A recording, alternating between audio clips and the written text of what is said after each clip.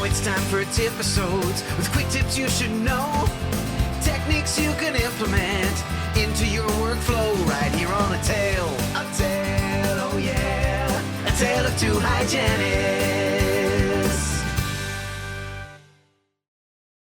Hello, everyone, and welcome into this week's tip-episode. I'm your host, Andrew Johnston, and this week I wanted to cover a topic about regret and retirement. It actually kind of comes at the perfect time.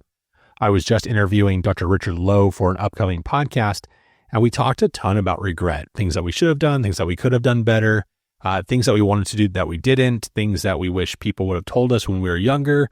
And, it was kind of an unfortunate feeling sometimes when you have that looming regret feeling. I hate that feeling.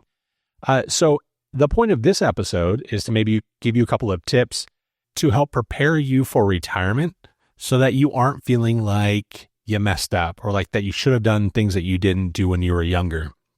Now, I understand that the audience is kind of all over in the age spectrum here on the podcast. And so some of these things are going to make a lot more sense for one group than the other, but I'll try and give you all some perspective and some thoughts for kind of each group. I think the first thing, the most obvious thing that people regret in retirement is just not having enough financial security. The experts say that you should have about 10 times your final year's salary. But I think there's an assumption there that is not explicit, but I think it's implied. I think this is assuming that you're always kind of moving up in pay and like your last year before retirement is like your highest earning years. So in other words, if your highest earning year is 5 years before your retirement, then it will 10x that year, not just the last year that you were doing this. So let's do like an example. So if you're making $80,000 a year, so that's $40 an hour times 2,000 hours, that's about $80,000 a year. And your partners are making roughly the same. Together, your income, let's say this is the final year, is $160,000. So you will need $1.6 million in savings and retirement vehicles.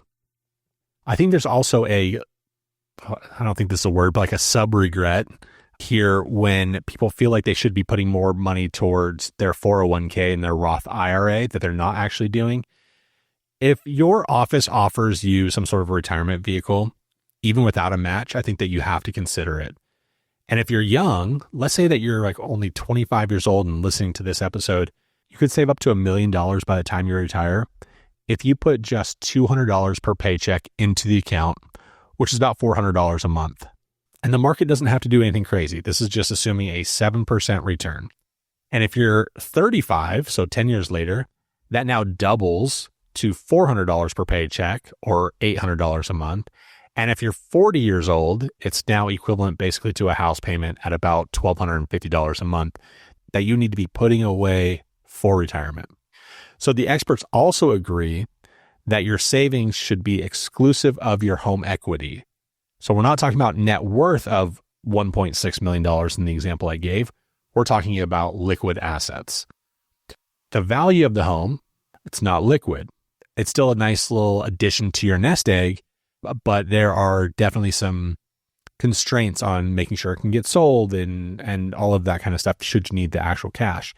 It's also not uncommon for retirees to downsize, entering retirement, or maybe a few years after retirement, and take the excess cash and put it into a savings account. It's a nice little bump in the nest egg. Another best practice is to make sure that you're paying off all of your assets and large projects, because people forget that one, absolutely before you retire. So if you just recently bought a car, you're probably okay as long as it's a reliable car. If your car is very old, it should be replaced a few years before retirement and then paid off completely before you retire. You need to look at all of your appliances. If you're in an area where you need a generator, what does your roof look like? Is it time to replace all those shingles? That's an expensive project. Anything that could be a large expense in the first 10 years of retirement should be taken care of.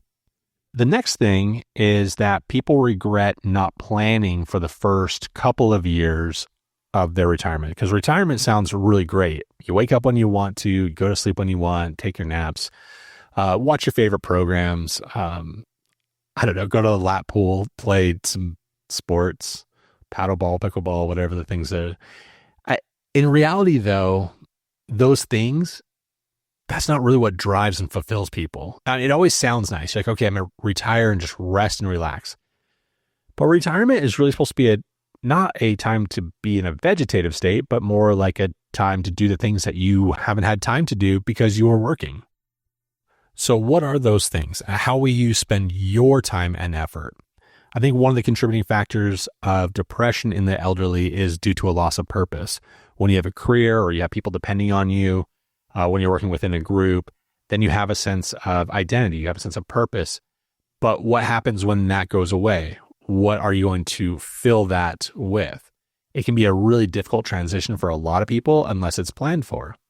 And I think earlier I said within the first couple of years, I personally would like to amend that to be, you should really kind of plan out the rest of your life. And it kind of sounds a little bit morbid when you think about that. But what could you see yourself doing 20 years into retirement if you end up retiring early?